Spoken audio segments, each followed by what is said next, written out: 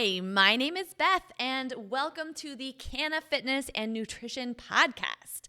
We are sitting at the intersection of fitness, nutrition, and cannabis. Yes, I said cannabis and fitness in the same sentence. As a fitness professional studying to be a cannabis coach, I believe that there is an important place for cannabis in our fitness and nutrition. When I meet with clients for the first time, I always ask their goals and what they want to get out of working with me. And just about every single client says, I want to feel better. Yes, we want weight loss, we want muscle tone, mobility, flexibility, better nutrition habits, but ultimately, we just want to feel better. Most fitness professionals, doctors, or healthcare providers will tell you that the best way to feel better is to move more, eat more nutritious foods, right? But using cannabis can actually enhance this because the right strain of CBD, which is the non-psychoactive component, or THC, which is the psychoactive component, can help your body find balance. And that's what the plant is meant to do in our body. And that will make you feel fantastic.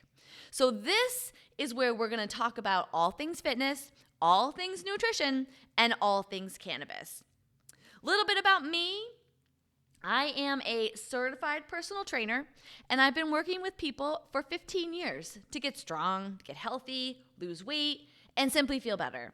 I specialize in strength training, mobility, functional fitness, healthy eating, mindful eating, and helping people overcome particular obstacles such as emotional eating, stress eating, impulse eating, fighting cravings, and the ever-elusive willpower and motivation. I've taught fitness classes, boot camps, yoga and Pilates, trained big groups, small groups, and individuals of all ages. Most recently, during the pandemic, I developed an online program that helps you get back on track with your movement and nutrition habits because, as you may have experienced during COVID, a lot of us got off track. So my method is mindfulness combined with moderation. And I know when people say mindfulness, sometimes we tune out because it sounds a little woo-woo. But mindfulness is simply using our natural sensations of hunger, fullness, energy, and satisfaction to drive our decisions about when to move and how to eat. I believe that we can each find a variety of foods that make us feel the best and that we should stick with those, but leave occasions for special treats, understanding that they don't make us feel as good. So if you're an experienced cannabis user, you know that some variations of cannabis, both CBD and THC, can enhance our mindfulness and help us tune into our bodies so that the sensations of hunger, fullness, energy, and satisfaction are louder. It may help us recognize that we are eating past fullness, to hide emotions maybe, or out of habit instead of out of hunger. It may highlight that we aren't actually hungry, but that we just want something. And maybe that something is really a hug. Maybe it's companionship or a punching bag. A lot of us eat or drink alcohol to relax, and cannabis can give us a way to relax that's calorie-free. And yes, we'll be discussing the munchies, but just a fun fact, not all types of cannabis give us the munchies. So we'll certainly be talking about that because there are ways to manage the munchies and to avoid the munchies. So if you've always put that together where cannabis is going to give you the munchies and help you gain weight, it's time to listen up and learn about how that's not necessarily going to happen. But for today, I just wanted to introduce myself, talk a little bit about what I believe and where this is going, and then I would love it if you sent me any questions you have about fitness, nutrition, and cannabis as separate topics or how they work together to optimize our health. If you're new to cannabis, you need to know that there's a system in our body called the endocannabinoid system, which is not widely publicized. In fact, they've only been studying it for the past 25 years or so. Literally 25 years, they discovered the endocannabinoid system. And this is largely because marijuana and cannabis, and I'll be using those terms interchangeably, was criminalized since the 1930s. And only recently did it become decriminalized because we've been able to research and discover just how powerful this is in a positive way. So we're finding that it's just as important as any other system, this endocannabinoid system. It's just as important as the respiratory system, the lymphatic system, for example, because it helps our body find balance. And that's actually one of the things I appreciate the most about cannabis is the balance that it brings to my life and how I feel. And I'll talk more about that. A little bit more about my background and kind of how I came into cannabis is I have struggled with anxiety and depression for as long as I can remember. So maybe way back to middle school or beyond. And I have tried all of the things to help manage that. I've tried medication and therapy, and I even tried drinking. But it still left me with a lot of day-to-day anxiety.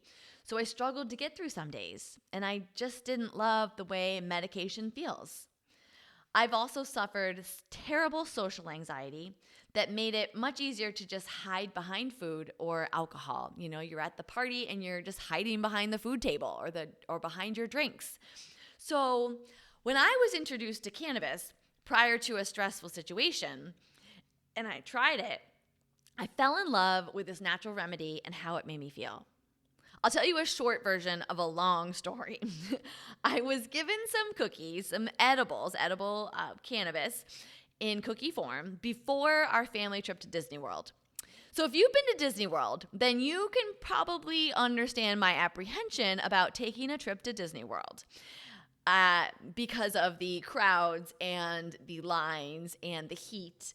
But I tried the cannabis and I absolutely loved the sense of calm I felt, but not in an unnatural way. I felt balanced. I felt a sense of balance I hadn't felt in a very long time. And I think that's a great way to describe it because it can take away the feeling of apprehension. But in the right dosage, I wasn't so high or stoned out of my mind that I wasn't able to enjoy myself. We've come a long way from the days of and the images of stoners getting super high in the couch and just chilling with a bag of Cheetos, right? It's actually more medicinal and more about the balance that it brings. So it brought balance to my life in that trip, and I was able to enjoy and stay present with my family and enjoy the aspects of Disney that are truly enjoyable. And it made the parts that aren't so enjoyable, tolerable. For example, again, the lines, the crowds, the heat, the humidity. And well, if you've been there, you know.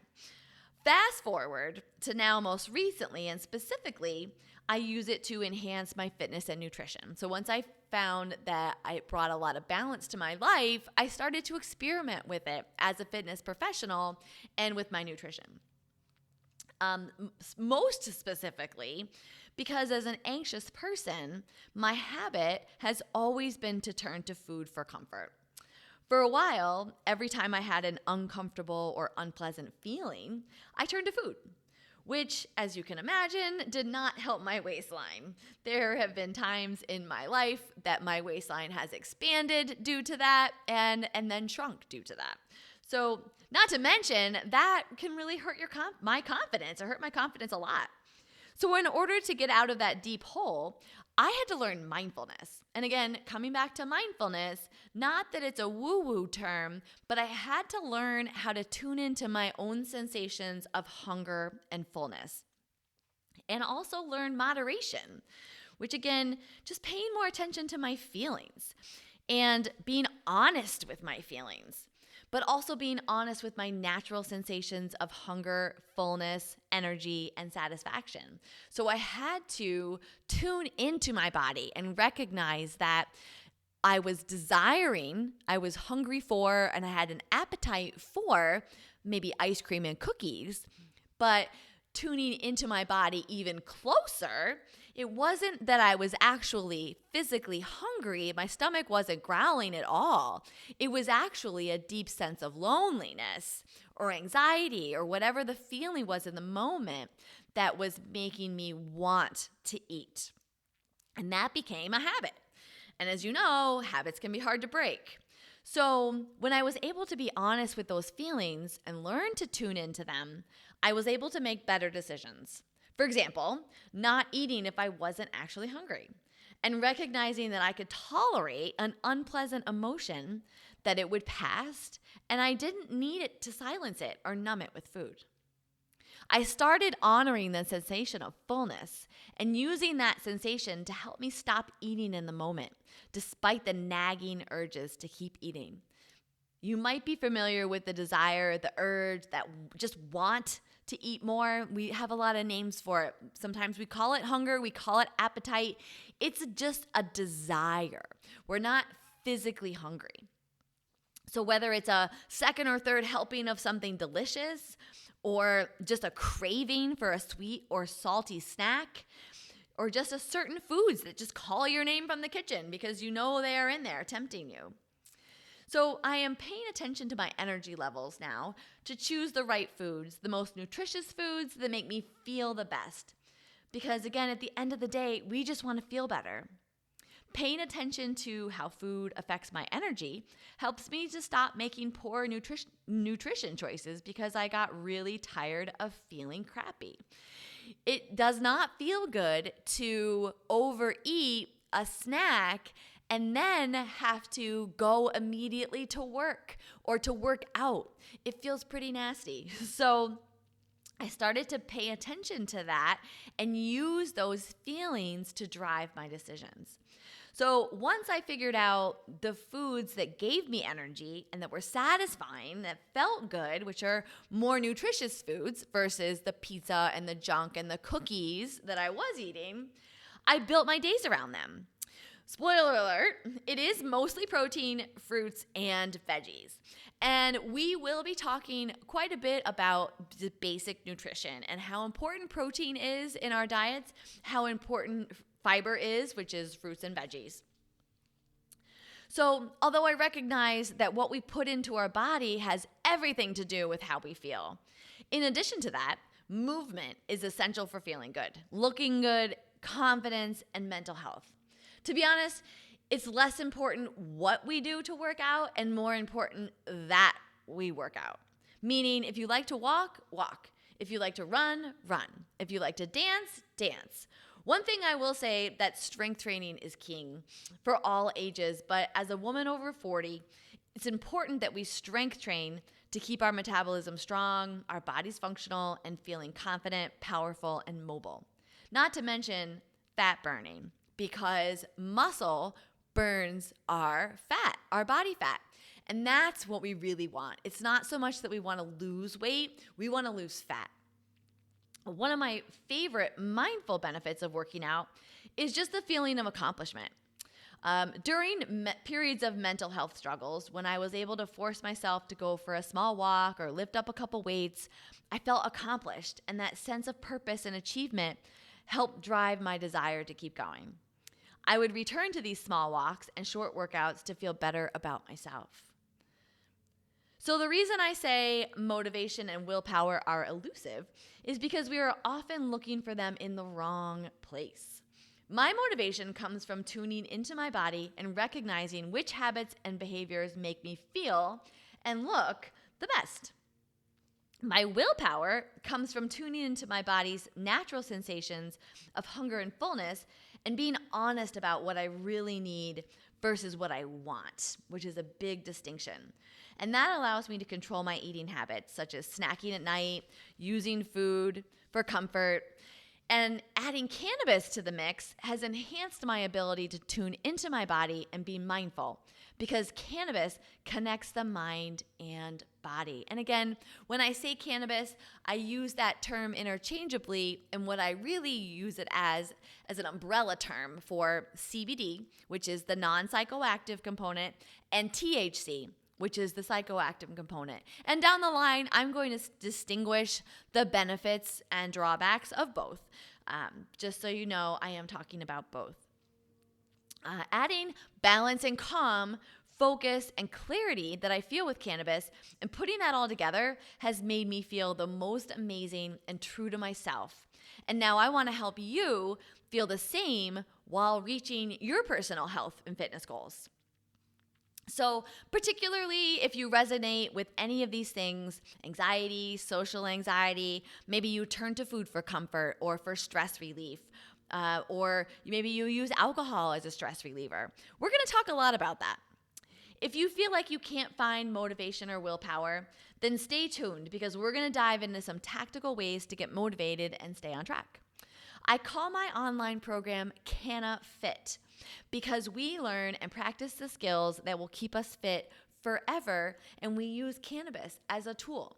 Now, it is not 100% necessary to use cannabis, and you can certainly feel fantastic and get all of the benefits from a healthy lifestyle without cannabis. So I don't intend to exclude people who are unable to use it for a variety of reasons. Maybe it's your job, maybe it's a religious reason. But it is a tool, just like everything is a tool. We'll talk a lot about the scale and how it's just a tool and not to get wrapped up in it. We'll talk a lot about tools, mindfulness and moderation tools. But I like to educate about cannabis because I believe that there is a lot of misconception, a lot of miseducation, and a lot of misunderstanding about the plant. And I like to help educate cannabis users that may feel like they have to hide their use, that they know the benefit. Maybe that's you, and you know the benefit as a cannabis user, but you don't understand yet how that can apply to your fitness and nutrition. Maybe you feel like you'd be judged for being a cannabis user, but in reality, it's actually going to enhance your fitness and nutrition. So I would like to just thank you for listening so far to my episode. And again, if you have any questions, I would love for you to visit my website, send me an email. My website is CannaFitnessNutrition.com. And my email is SkinnerEL, so SKINNEREL @gmail.com. We'll be talking about fitness topics, cardio, strength training, mobility, whether it's okay to use cannabis while you work out. We'll be talking a lot about cannabis itself, and we'll be tying it to fitness and nutrition. We'll be talking a lot about nutrition. We'll be talking a lot about healthy habits.